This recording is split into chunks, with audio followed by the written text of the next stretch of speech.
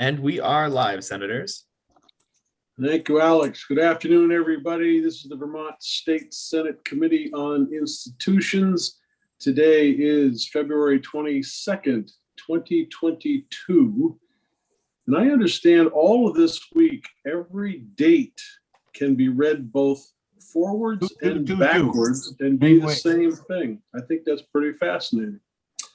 In any event, we are meeting today to talk about several things. The first is going to be with Secretary of Administration Kristen Klauser to talk about the Capital Expense Cash Fund. And before we begin, let me just introduce the players. I'm Joe Benning from Caledonia County, the chair of the committee. Going across my screen, I see Senator Mazza from Colchester Grand Isle, Senator Ingalls from Essex Orleans, Senator Parent from Franklin County, and Senator McCormick from Windsor County. Madam Secretary, you've been here before. You know the basic routine. We ask that you just introduce yourself for the purpose of our YouTube audience. And again, if I happen to interrupt you for something, it's only because I'm trying to make sure that our YouTube audience is up to speed with the language that we are speaking, because sometimes we speak in a language they may not understand. So welcome back to Senate Institutions. The floor is yours, ma'am. Well, thank you. Thanks for having me back. For the record, my name is Kristen Klauser. I'm the Secretary of Administration. And I understand I'm here today to talk about the governor's proposal for a cash expenditure fund in the capital bill this year. So we're calling it the Capital Cash Expenditure Fund, cash fund for short. And I know I was here before this committee earlier this month talking about the capital bill in general this year and giving you insight into our color coding, which is a new addition to the capital bill this year. And next year, I promise we won't use green. That was my mistake. But just to refresh your recollection, the items in the governor's proposed capital bill that are impacted by the proposal for the cash fund are highlighted in yellow in your Excel spreadsheet that you have and have likely been working off of quite a bit the past couple of months. So to specifically talk about the proposal, there's a couple of different components, and they all work together to create the most significant benefit to the state, fiscal benefit, and the most significant fiscal impact.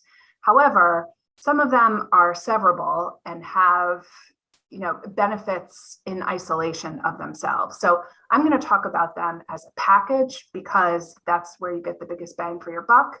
But I just want folks to understand that there are benefits to some of these proposals in isolation without the others. And I'm happy to talk those through more as we go along. So specifically, we are proposing to pay for approximately $7 million each year of pre-construction expenses in the capital bill with cash. We targeted pre-construction expenses for a couple of reasons. Number one, those are planning, design, feasibility study money. It's not your traditional bricks and mortar. It funds, sometimes we spend money to design or spend money on a feasibility study and don't actually fund the project. So one of the reasons we targeted that pre-construction cost is it was a attainable amount in that it's typically 10% of the capital bill, but it is also, while those particular items you are allowed to, they're an allowable expense. You're allowed to use capital bonded dollars for those. We don't think it's the highest and best use of capital dollars because of some of the reasons I just mentioned. And so we've zeroed in on that type of cost and are proposing that we pay for these pre-construction costs in an amount around $7 million each year with cash through the cash fund. So how do we create the cash fund? We do it in a couple of ways. We've created it in language in the big bill.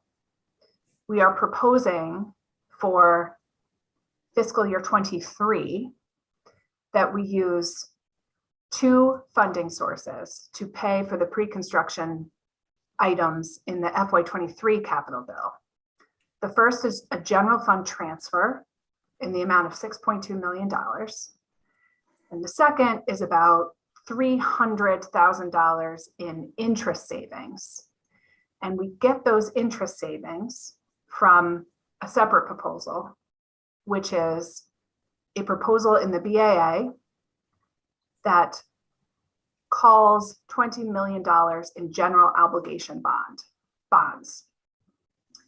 So that if we were to call $20 million of general obligation bonds, that would create interest and principal savings that we're proposing to use over the course of the next 6 years as a bridge while we are building up additional interest savings through the use of this cash fund, which would then reduce our debt service.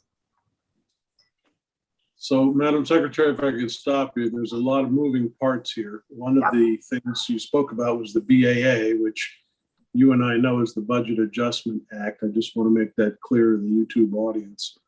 The funding sources being divided as you are outlining here, you have, as I see it, at least one visit to the Appropriations Committee and one visit to the House Committee on Corrections and Institutions, who currently has the capital bill in front of it. Is there any other committees that have jurisdiction over this conversation? Yes, actually. So House Ways and Means.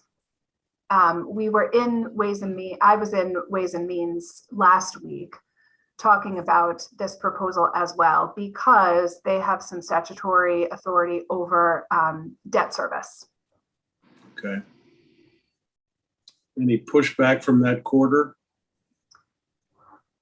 I received a lot of questions. There was some general interest, certainly in the savings, but did certainly get some questions from that committee, mostly in the category, I would categorize the questions as why now? And what happens, how would this proposal be impacted if we had future revenue shortages, or if the revenue picture for the state started to slide into a recession in the future, how would that impact this particular proposal? So those were the general categories of questions, I would say, from House Ways and Means. So for our purposes, can you answer those questions? Sure. So with respect to the first question, why now?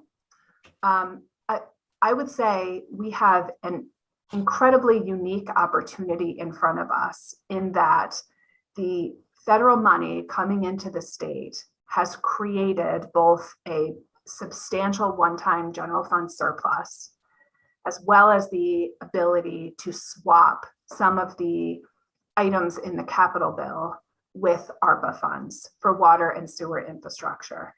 And when you combine both the general fund surplus in both one-time surplus and base surplus, and the ARPA money coming in, which can swap out some of these costs, we are in the unique position to be able to funnel both general fund surplus into paying off those callable debts, so that we create that principal and interest savings in the short term and also immediately reduce our debt service, as well as funding through general fund surplus, continuing to seed that cash fund this year for $6.2 million.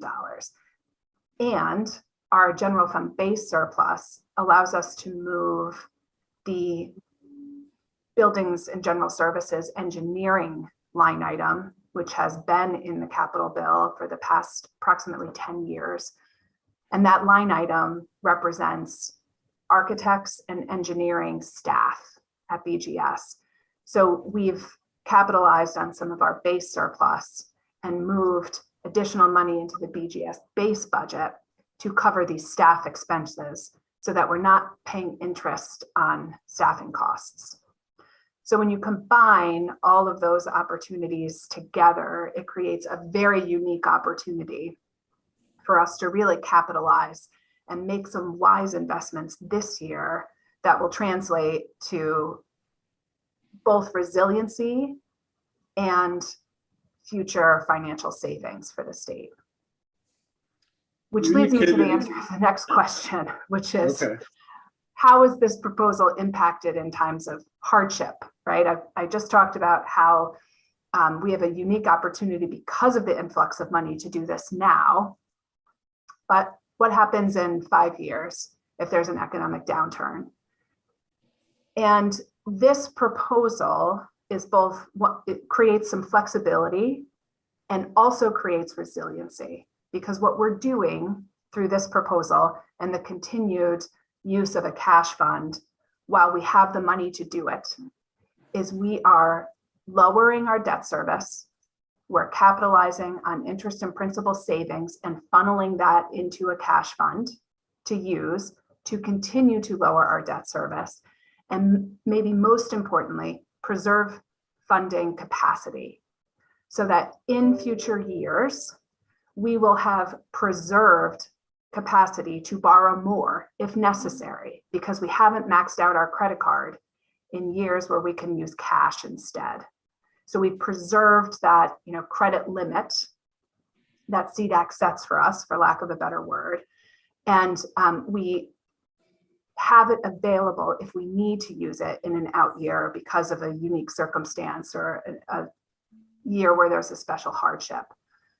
We also are creating additional capacity to spend cash on capital dollars. So not only are we preserving the ability to borrow more if we need to in off years, but we are building up a cash fund so that if there is a significant need one year for capital projects, we could borrow up to our CDAC limit with bonded dollars and still be able to fund additional projects through the use of a cash fund. And the way we've built it into the capital bill is it's flexible. We're leaving borrowing capacity on the bottom line in the capital bill. So if for some reason in 6 years, we determine that we don't have the financial capacity to leave bonding capacity at the bottom line, we could bond for that. And we wouldn't have to make any other adjustments. So the proposal in and of itself is flexible. I would be remiss to not include the fact that if we don't reduce our borrowing capacity by $7 million each year, it changes our projections. And so the fund will grow at a lesser rate than if we were to stay disciplined and reduce our borrowing capacity. But the flexibility is there to respond to hardship if necessary. So I'm listening to the conversation, and I'm reminded that when I was a freshman legislator back in 2011, I was assigned to this committee. And my recollection was the committee was not happy at the time about how we had attached planning and architectural operations to capital bill expenditures. And I could be wrong, but Senator Mazza, you were on the committee back at that time. Was that, do you recall when that began? I don't recall. I know the discussion was had and we felt it was not proper to do that, but it was a discussion. You're about right when it was. Yeah. Yeah. I'm just curious as to whether or not the year before I came in, whoever the chair was of institutions at that time, that was his idea. It was was Phil Scott then? Was he the chair? I was gonna ask Madam Secretary if she knew who the chair of institutions was at that time. Okay. Yeah. I'm thinking maybe now he's realized that perhaps that was not the smartest move. Good things happen when when Bill Scott was chair of the committee. Yeah. Well, it's been a sore spot on this committee for the length of time that I've known it. And so I'm glad to hear that we're moving in that direction, because operational expenses should never be coming out of what's supposed to be reserved for brick and mortar. Right. I understand the logic, but the bottom line was it's impacted our ability to do things. So I think this is a wonderful proposal moving forward. I'm sorry I interrupted you. Please feel free to continue. No, that's fine. And that point actually leads me to discussing some of that is a piece of this proposal that's severable. What I mean by that is there's some significant utility in moving that line item out of the capital bill, even if you don't do anything else in furtherance of this proposal. That is an opportunity to reduce our bonding capacity by about $4 million a year in and of itself, and not spend bonded dollars that we pay interest on for staff time, which is better. A better use of that is in the operation budget, which is where we've moved it to. So that's a good example of, there are, while we've included it as part of the package, there are certainly, that is one item that is severable and has, great utility just in and of itself. Do you know whether I suppose we could ask the treasurer this because she's going to be with us tomorrow, but have there been any discussions with the rating agencies to determine whether or not this is a smart move? So I am unaware as to whether or not the treasurer has had specific conversations with the rating agencies. I don't believe that she has. We have had discussions with CDAC. CDAC, there was a recent meeting, I think 2 weeks ago, and CDAC had voted in favor of the proposal to use a cash fund for capital expenditures. And so they are generally aware, have been talking about what they call a pay-go account, and are in support of a cash fund. Tom Hustis, who the treasurer uses for certain actuary services and other issues, has indicated that the creation of a cash fund and the calling the bonds and the commitment to reduce our borrowing capacity would all be looked at favorably by rating agents. But his impression, at least what he told CDAC, was that it's hard to really indicate how much impact this would have in and of itself, and whether this would change the rating agency's decision and give us a more favorable rating just in and of itself, but that they would certainly look at it favorably. Okay, just for the benefit of our YouTube audiences, you've used the term CDAC, and we've been talking about rating agencies. Could you give a 10-second explanation as to what CDAC is and why the rating agency's opinion of us is important? Sure. So CDAC is the Capital Debt Affordability Advisory Committee. And what that committee does is it provides a recommendation to the governor each year as to how much the state could borrow in general obligation bonds and still maintain its favorable ratings with the rating agencies, who give us a rating, and that rating impacts the rate at which we borrow money. So it is only the number provided by CDAC is only a recommendation. However, the legislature and the governor have shown tremendous discipline over the course of the last 10 or so years, probably longer, to really see that CDAC recommendation as a ceiling. And they have set that as the ceiling for borrowing and has spent within that limit. But it is only a recommendation, as it's an advisory committee. Great explanation. Thank you. So the only other piece of this package that I wanted to make sure I discussed is we talked about the transfer of general fund for FY23. But what happens in FY24? So in accordance with the governor's recommendation, in FY24 and every year thereafter, there would be a general fund transfer in the amount of 4% of the prior fiscal year's total general fund expenditures. Sorry in advance for the wordiness, but 4% total general fund appropriations of the prior year. And from that 4%, we would pay our debt service obligation, which is a mandatory payment because general obligation bonds are tax supported debt. And what that means is we use our general fund tax generated revenues to pay the debt, and it's a mandatory payment. That is different from pensions, for example, which is an unfunded liability. And while there's certainly a recommendation that you meet your unfunded liability targets, it's not an obligation in the same sense as your debt service obligations are. So this year, for example, our debt service obligation is $76 million.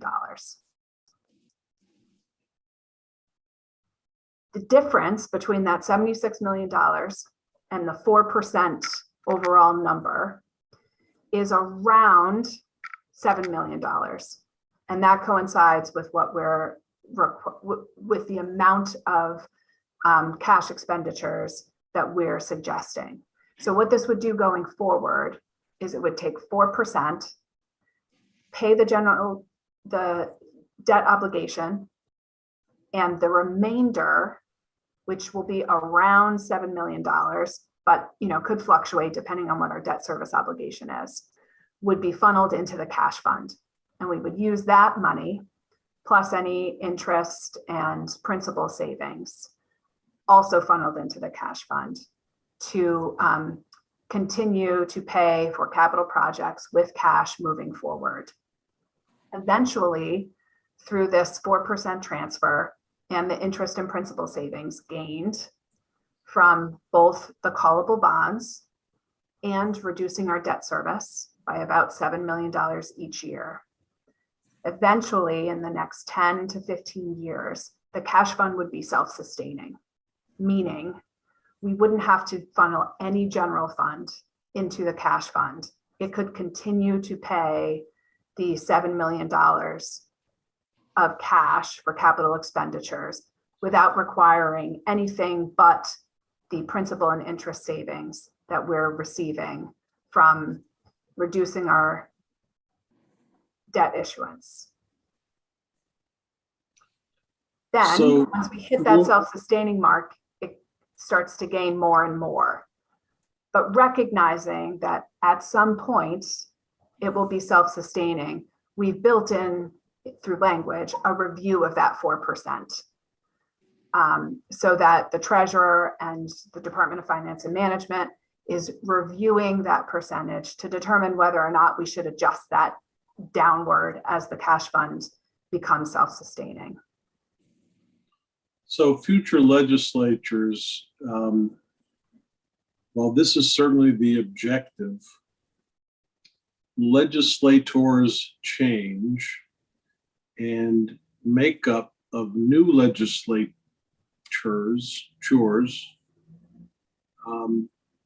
may have a difference of opinion as to where they want to spend money and devote money.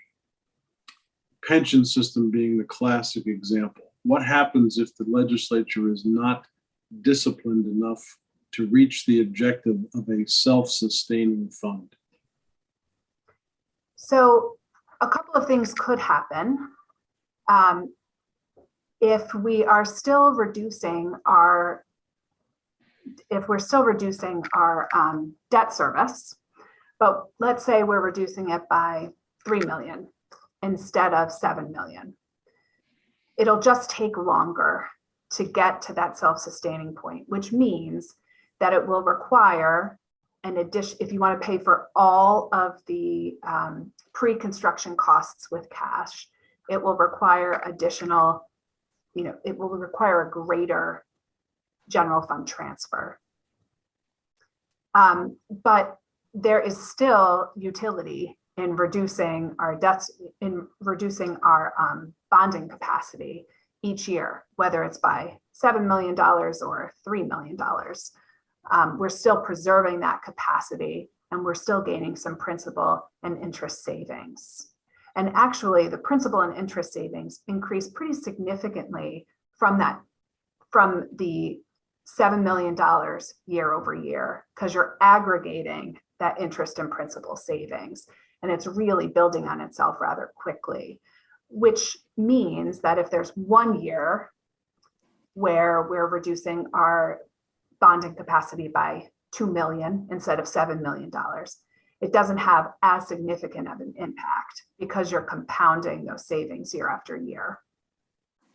Chair, many years ago, before this, the Debt Affordability Committee was, this committee, we used to bond for 120, $130 million. There was no ceiling. It was just, whatever anybody brought in, it was pretty much funded. And since it's been a Debt Affordability Committee, we live within our budget. It's really, really successful, I think, because like I said, for years, there was a lot of port projects and people would come in with this and they get funded, but no ceiling. Can you imagine 120, $130 million was nothing to bond back then. We're getting deeper and deeper in debt. Our ratings were not good, but now with this, it's a wonderful solution. Here's what you have. You stay within your spending means, and it's always declining a little, and it works well. Quite a difference. I appreciate that conversation, Senator, and part of the reasons why I'm asking to flesh this out is for future members of this committee to take heed of this way of thinking, and hope that we don't end up in a pickle down the road where we are not able to maintain even our basic brick and mortar expenditures. But I completely agree with you. This is a wonderful idea if we can maintain the discipline to get there. Even today, in our current Senate makeup, we have people that would not flinch at not having the discipline and exceeding what our bonded recommendations are. And that's an ongoing conversation that needs to be paid attention to. Those Senator Ingalls liberals, that's what it is. Yeah. Well, and to that end, we built in the 4% in our attempt to make it easier in future years, right? So that there wouldn't have to be a specific calculation as to how much general fund needs to be transferred based on the interest rates and how much we're accruing and how much we're saving. We tried to make it simple so that the 4% would just funnel in. It would be kind of an automatic transfer of general fund in the same way that we pay debt service. And in the packet of materials that I sent over, there is a chart that shows where our debt service payment would be without this proposal and with this proposal. And what's most important about that chart is it shows our debt service payment alone without funneling any money into the cash fund. If we do nothing, meaning status quo, our debt service payment alone will exceed 4% beginning in FY23 and continuing thereafter. So the 4% is actually a cap that if we invest wisely and capture our savings, we won't ever exceed that 4%. But if we do nothing, status quo, we exceed that 4% next year with our debt service payment alone.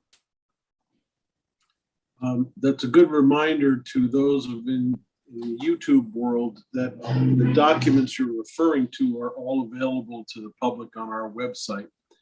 But I appreciate the comment, and in the event that Senator Ingalls starts to actually advocate for that new bridge he wants across Lake Memphremagog up into Canada, we know where to put the skids on. As I said to Senator Mazza before, the only thing liberal about me is how much ketchup I put on my fries. That's it. He's going to build the bridge to Wendy's. He wants to build a casino up there. Yeah, I would. Yeah, I'd do that.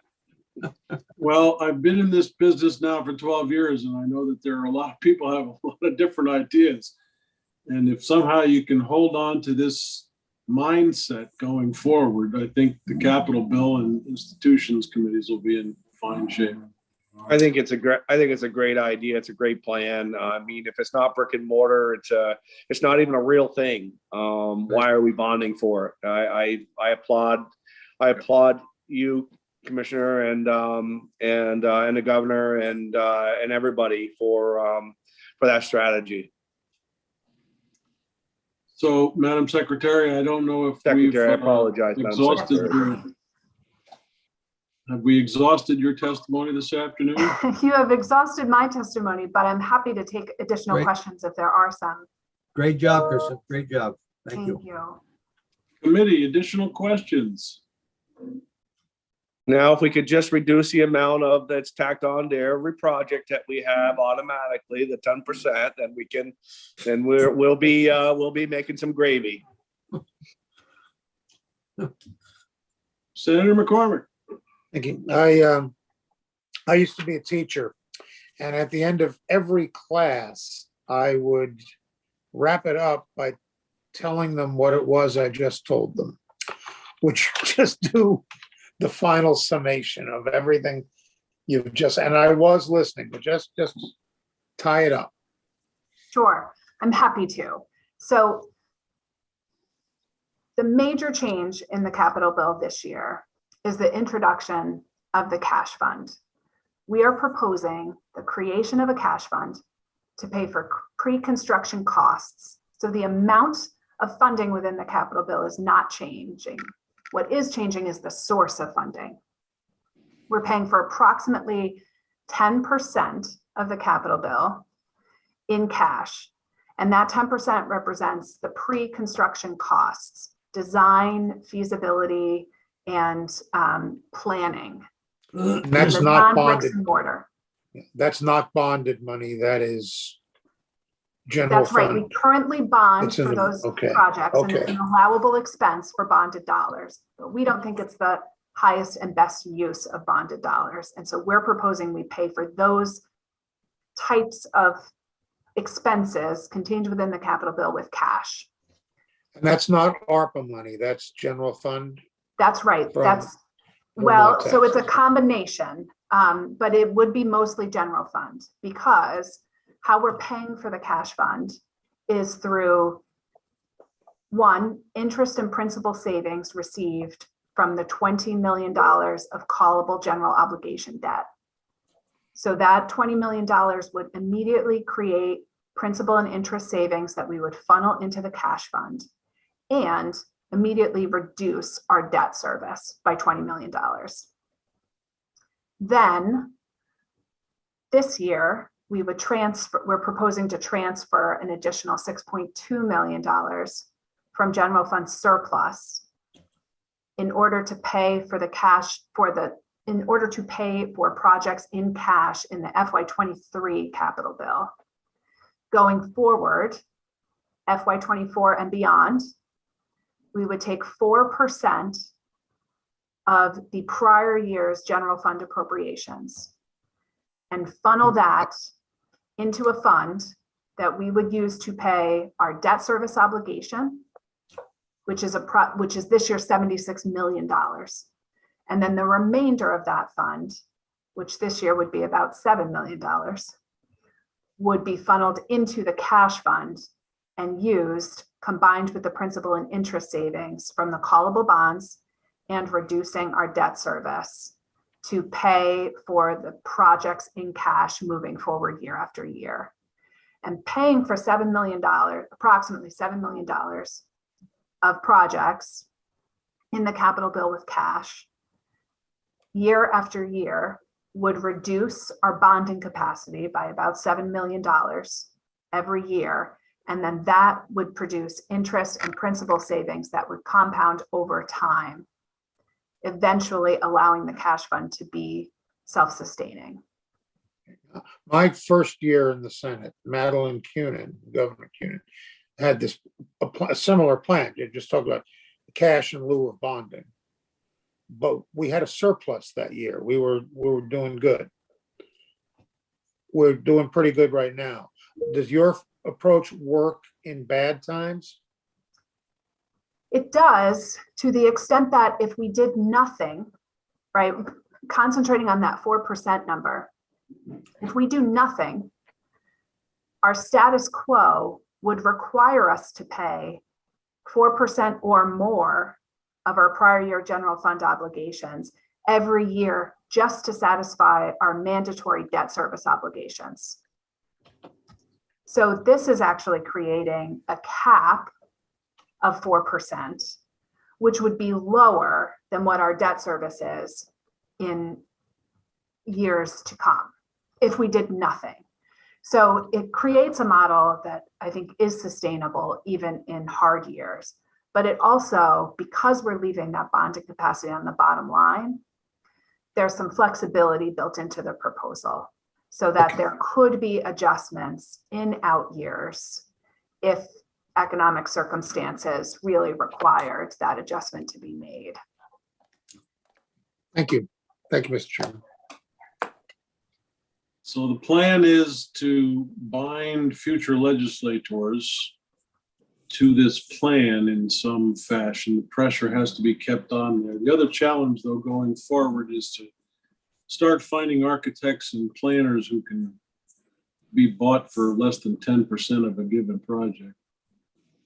But I'll leave that up to the committee. It's called Maza Ingalls Planning Commission. We're going to start our own company. We'll do it for 7. Yeah, well, I've already figured out that if I come back in another life, being a lawyer is not worth it. It's being an architect and a planner. That's where you get the money. Said that for years. 3 last years of school job. Yeah, true that. And a bar exam.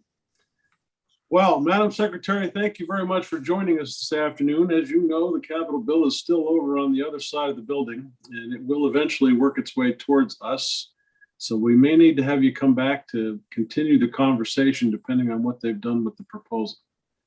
Well, thank you for having me, and I'm happy to come back to answer additional questions either before or after you're looking at the Capitol bill. Great. Thanks for coming. Thank you very much. Thank you. Committee, we're going to move the conversation over to section 15, the Department of Labor, specifically interior renovations. I had Joe Asia down as the first witness. I don't see him here at the moment. Alex, any news on where Mr. Asia might be? I am trying to find that out myself. I believe that he may be held up in House Corrections and Institutions. Oh, God, I'm trying to get some clarity. He could be there a while. Yeah. I see Mike Harrington is here. Mike, I didn't have you on my list. You might have slipped in somewhere in the middle of the last time I looked at my list, but I think I was asked just to provide color commentary whenever needed with regards to the department's buildings and improvements. we always need colored commentary. The comedy in here needs really a lot of work, but we're getting there. We start with the chair. Joe Asia has joined us. Welcome, Joe. Good afternoon. He got off of his, he just got off of his nap. Looking for cheaper architects. Oh, geez. I do understand we're going to be talking about section 15 of the Capitol bill and that you are here to talk about the Department of Labor and Interior renovations. You know the routine here. We ask for a brief introduction, and should your testimony wander off into conversation that you and I might know, but I think our YouTube audience might not understand, I may interrupt you just to ask for an explanation. But other than that, the floor is yours. Welcome back to Senate Institutions. Thank you for having me back. Joe Aja, Director of Design and Construction with Buildings and General Services. Department of Labor. Back in 2018, we conducted a facility condition assessment, as we do with 20% of our buildings every year. And that assessment showed that there was deferred maintenance of $1.9 million. That's only the deferred maintenance. That doesn't include any interior changes that the Department of Labor might want to see. That building was constructed in between 1964 and 1966. Not much has really changed in that building since that date. And if you do visit it, you can tell just by walking in from the exterior into the marble lobby, the aluminum marble. Similar to 120 State Street. They did get rid of the, what was it, the green carpet that was original. They have had new carpet over the years, but not much more has changed. And so with that assessment, we went out and we hired an architectural firm to provide an assessment. And that assessment came up with 4 different options: a minimum, a medium, and a maximum type of an investment over the next 20 plus years. They also offered up an additional medium option for replacement of the mechanical, electrical, and plumbing systems. And that assessment came in at $5.7 million. And that was completely redoing everything for the heating system, the cooling system, the plumbing, and the electrical system. While we were looking at these options, what came about is the chiller failed. And so in the high humid and heat of last summer, and I forget the actual date that the chiller died, it was quite warm and humid. Thankfully, there were a lot of people home due to COVID, but we did scramble to help out to get a temporary chiller in place so if they were coming back to work, that they would be a lot cooler while they were working there. And so what we did was we moved forward with a plan to develop the replacement of the boilers, which are original, the chiller system, and the electrical service. And then also with the funding that we have left, because we've asked for funding in the last biennium and this biennium for a total of 1.9 million, I think is what we're looking at. But they are as I said, not much has changed over the years. So the restrooms that are in that facility are ambulatory, but really not up to code to comply with ADA. So we are looking to also update those once we get the mechanical chiller, boiler, and the electrical service updated. And so for the explanation of what that phase actually is, I would like to defer to Tay Southworth, the mechanical engineer on that project. Glad to have you back today. And I think this is the first time your screen's gone dark again, but I think this is the first time we've actually had you on video. Well, it's the first time I've actually been in Montpelier. There's enough bandwidth to bring it up, but for some reason the picture seems to have frozen. So the project that I've been asked to do is to replace the chiller and the boilers and the electrical service in the building, and we are currently in design. What more would you like to know? Well, so you're replacing the chiller. Does that mean that as a result, the Department of Labor folks are going to be cool? Well, they've been cool since 1965 when the building was built. Back in the 90s, I actually was a project manager when we rebuilt the 30-year-old chiller. So we've now gotten 60 years out of the original chiller. So we will be replacing that with a new one, which hopefully being state of the art will use a little less electricity to keep them cool. Was there more you were expecting from Tay, Joe? Yeah, a little more explanation of the boilers and the electrical system. Okay. Obviously, the boilers are original large cast iron boilers. They're oil fired. We are currently looking at replacing them with a modular boiler system where instead of 2 large boilers heating the whole building, we'd have a series of smaller boilers so that if any one boiler went offline, the aggregate capacity of the remaining boilers would still keep the building operational. And the electrical service right now, there's some transformers inside the building. We would be moving those to a pad mounted transformer outside the building. Since they're full of oil and in a fire, that's not a good thing to have inside your building. And replacing the wires and upgrading them so that any future renovations of the building would be supported by that new electrical service. What's the time frame for all of this to be completed? We're in design now, and I believe we're looking to be bidding in the summertime, which would get us the new chiller and the new boilers in next summer's construction season, Assuming you can find the materials. assuming that the materials are available, yes. Okay. I also had Chad Wozniak. Chad, did I just assassinate your name? Or was I close? No, sir, that was almost perfect. Okay, well, welcome. I have you down as Chief Financial Officer at the Department of Labor. And That's I correct, don't know whether you wanted to have any contribution to this discussion. I don't know that there's a whole lot more that I can add other than the building has not had serious renovations since it was built back in the mid 60s, and it is in need of such repair and upkeep, and that is why we're here.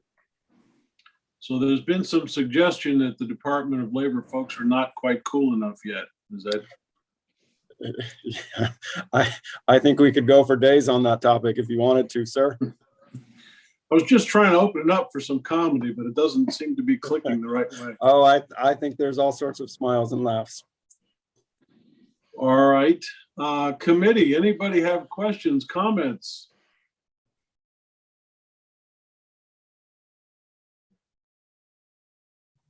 The only other witness I had listed was Eric Philcorn. And I don't know if Eric had anything he wanted to add to the conversation. Only that Commissioner Harrington is raising his hand electronically. If he is, his hand is blocked by my Zoom screen, which has both my head and his head cut off right in the middle of our heads. So once again, Anyway, I have proven useful. Yes, thank you. Michael. Thank you. Always a pleasure to come before the committee. Just so folks know, they understand the context. We had looked at kind of what it would take to renovate the building, kind of soup to nuts, everything from the large systems to even like upgrading paint, carpet, furnishings, and so on. I think at the end, the total was somewhere around $8 to $9 million, fully baked.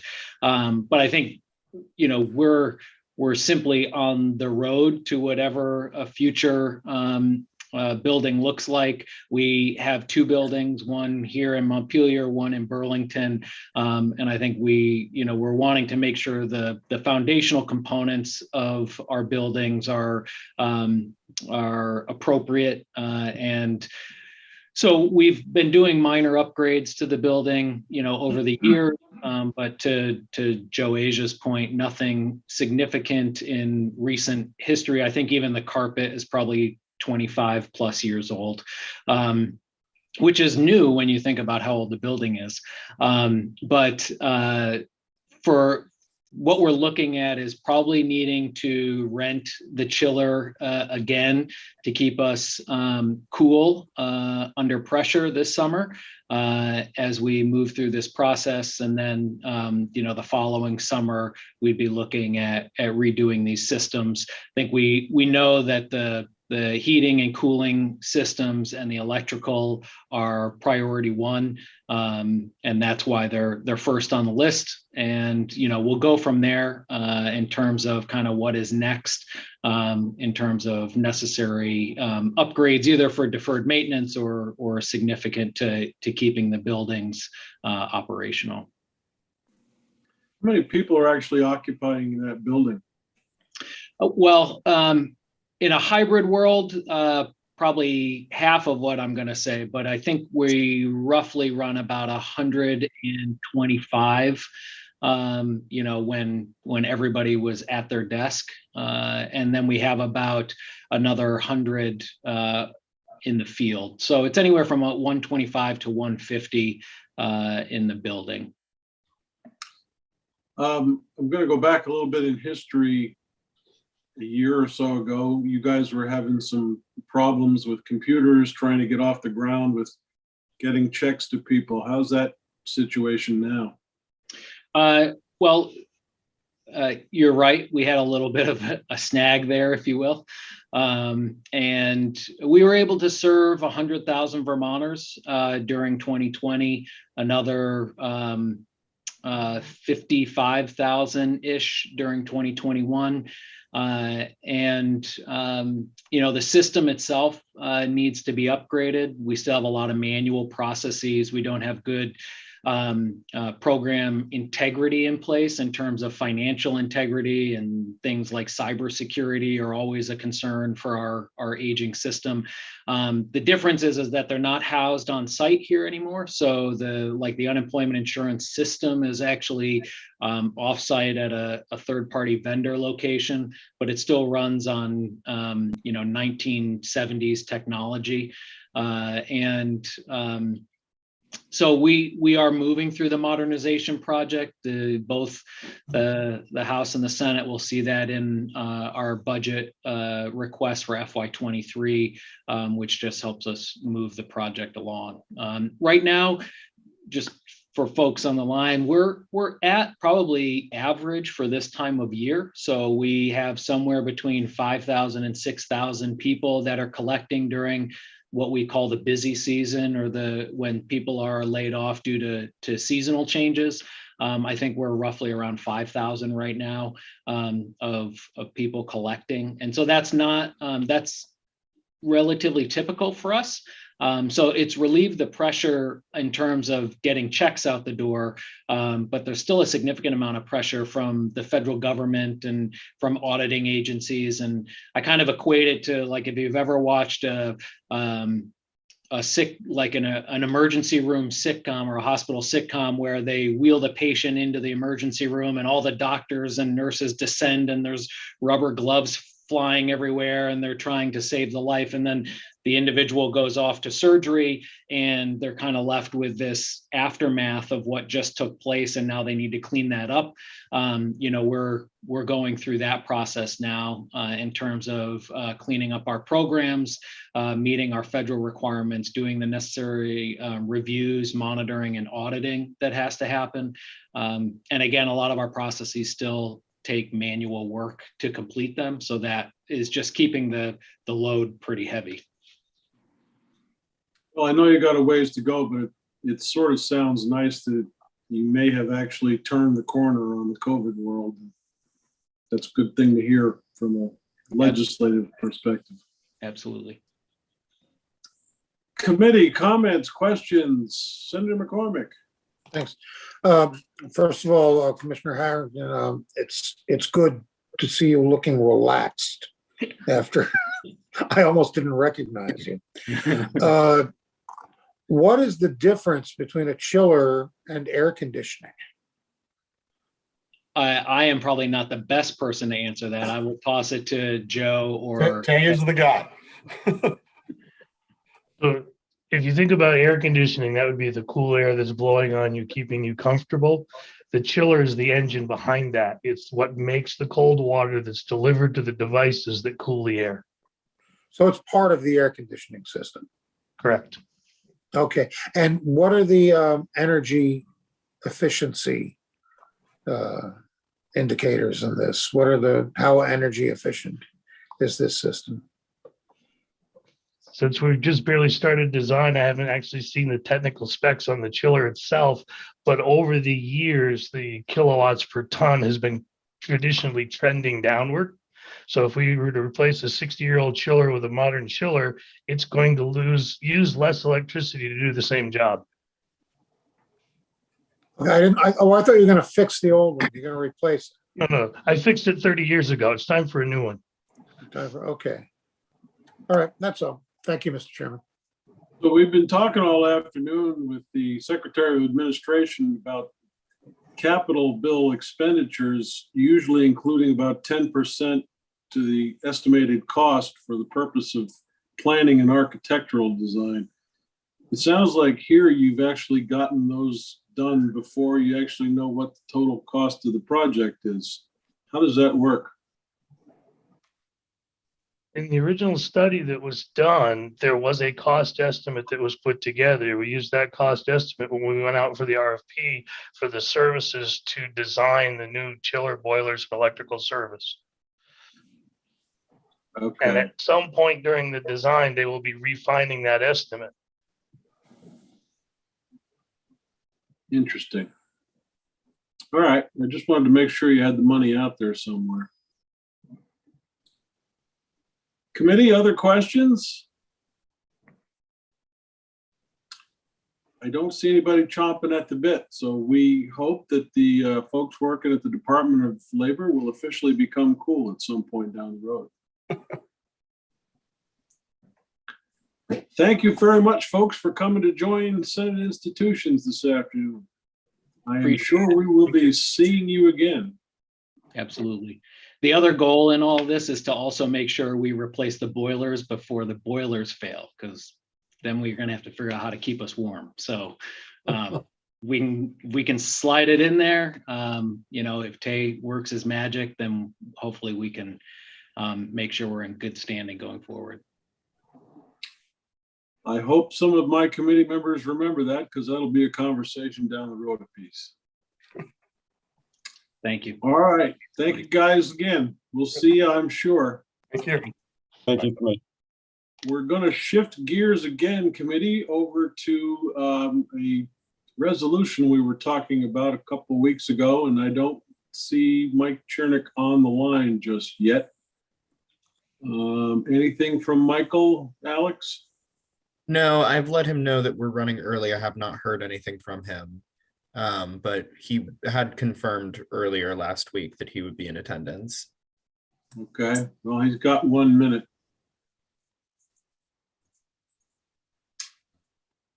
How much is unemployment now? How much do you get a week? Is it up $300, $400, $500 or? I don't know. No, I haven't been in that position lately. well, there's too many people, that hurts the labor market.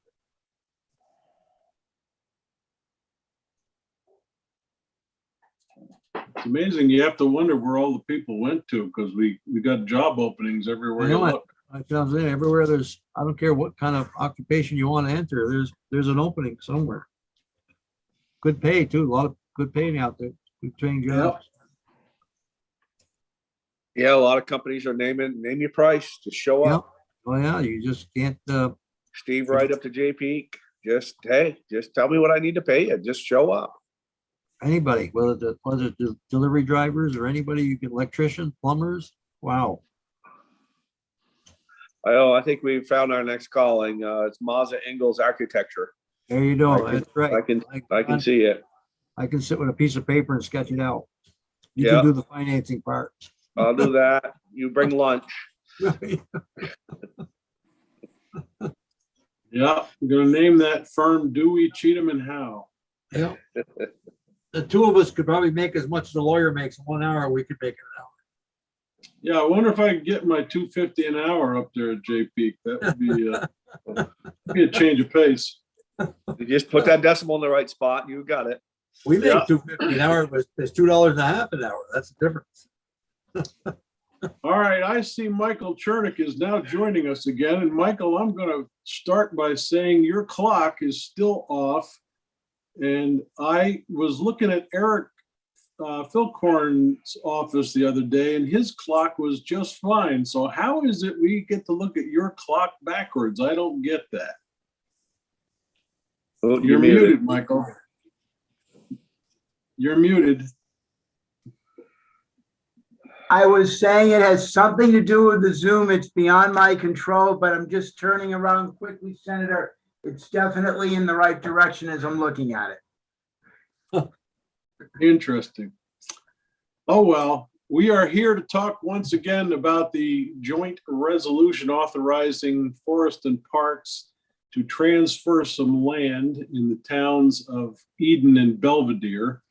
You gave us a walkthrough of the bill last time around. I don't know if anybody has any questions more for Michael, but if not, we have to officially decide we are approving or disapproving of this project. I don't see anybody raising any hands for questions. Senator Ingalls. Maybe if Mr. Chernick could just go through it quickly one more time, what we're gonna vote on, just to be clear. Sure. Michael, floor is yours. You've just muted yourself again. There he goes. All right, does Alec have the ability to quickly put it up? Yes, of course. One moment.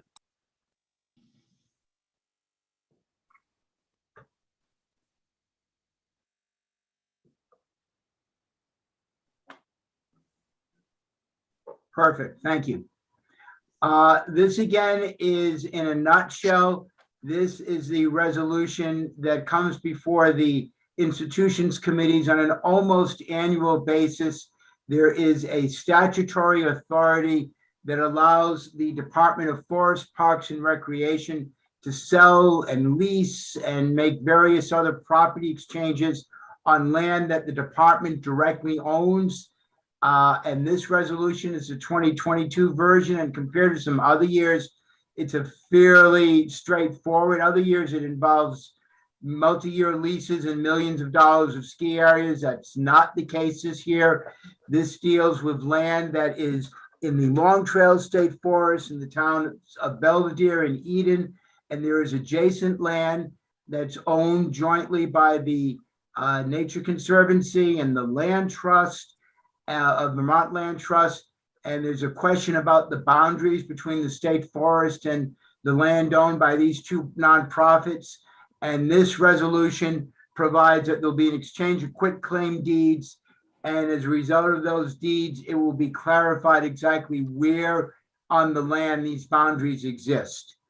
If you want, I can quickly go over it again. Good. That's it in a nutshell. Senator Engels, if you want me to read it through again, I'm glad to. No, no, I'm good. I appreciate That's that very much. And I just wanted to make sure if somebody asked me what I voted on today, that I knew what it was, and I'm good with that. And thank you. Are you trying to be different? You actually know what you're voting on? What kind of a politician are you? I don't know. When do we I start don't that? know. I don't know. That's bad precedent. Now we're gonna have to live up to that expectation. God, he goes, don't put us in a mess like that. You're an easy mark. So, gentlemen, the reason that I brought it up this week was to give anybody else an opportunity who might want to be a witness to come in and make any kind of a comment about it. But nobody else is scheduled to come in. So I think we've done our due diligence, and the only thing left is to call the roll. Although, Michael Chernick, I do need to ask you, do we need to present this as a bill on the floor? This is a committee bill, a committee resolution. So your designated report, it needs to be introduced, and then it will go on the action. I'm not sure how the Senate will decide. On the House, it automatically goes onto the action calendar for the subsequent day. I believe that's what will happen in the Senate. It may sit an extra day on the notice calendar, but whoever your designated reporter is will need to bring it up to Vanessa. Yep. Go through the electronic process of bringing it up to Vanessa, not physically, obviously, under the circumstances. Right. Okay, That'd be me. now. Okay, well, right now it's listed as a drafting request, and I don't know how that is termed once we vote it out. Do you have to do something? Actually, no, we need to get it ready to go up, actually, because it hasn't been introduced. So I need to bring it up. Once you approve it, Randy Hacker, who's our resolutions editor this year, will need to send it up to Vanessa formally. Okay, but we can still vote on it? Yeah, you can approve it, and then Senator Engels might also send an email to Vanessa indicating that he's going to be the reporter of it. Okay. So Russ. Yep, I'll call the roll if you'd like. Yeah, Chair. I would just have it marked down as draft. We're approving drafting request 22-0596, I think that was. Approving. It's drafting requests. I see a couple of hands coming up all of a sudden. Senator McCormick, I saw yours first. Thanks. I just want to just before I vote, make sure, this doesn't actually change the level of protection of this land. I mean, Long Trail is involved. It doesn't change any of that. Okay, No, because we haven't heard from the Green Mountain Club. That's what I'm thinking. No This need to. is a clarification of borders, of boundaries, and not even the trail itself, but the forest land.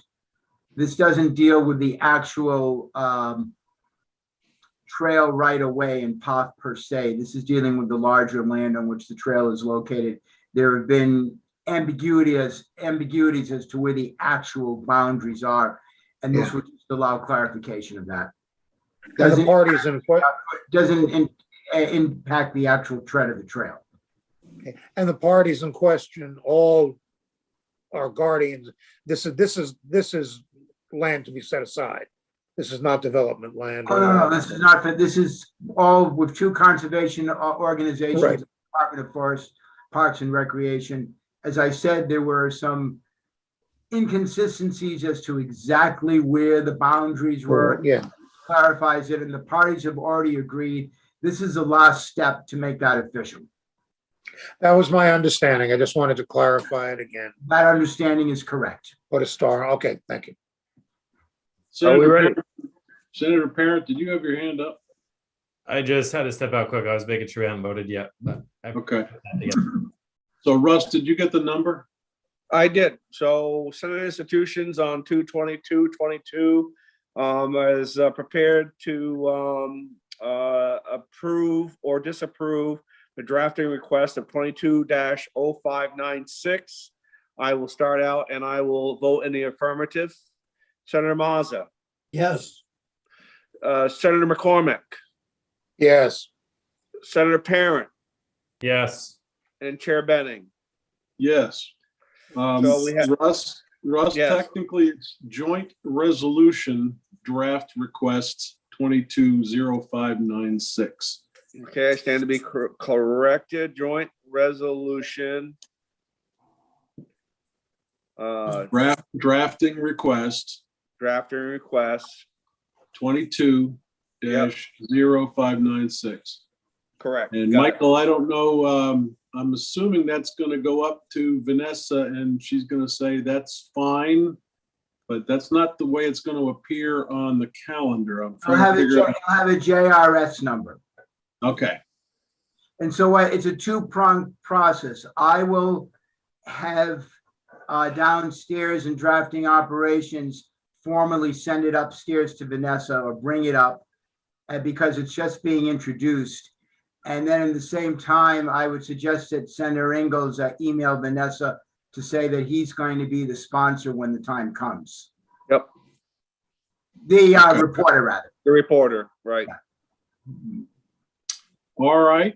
Any other questions or comments? Michael Chernick, thank you very much for joining us again. Get that clock fixed, will you? Yeah, bye. Michael has disappeared fairly quickly. Alex, I believe that concludes our business for the afternoon. You can take us off of YouTube.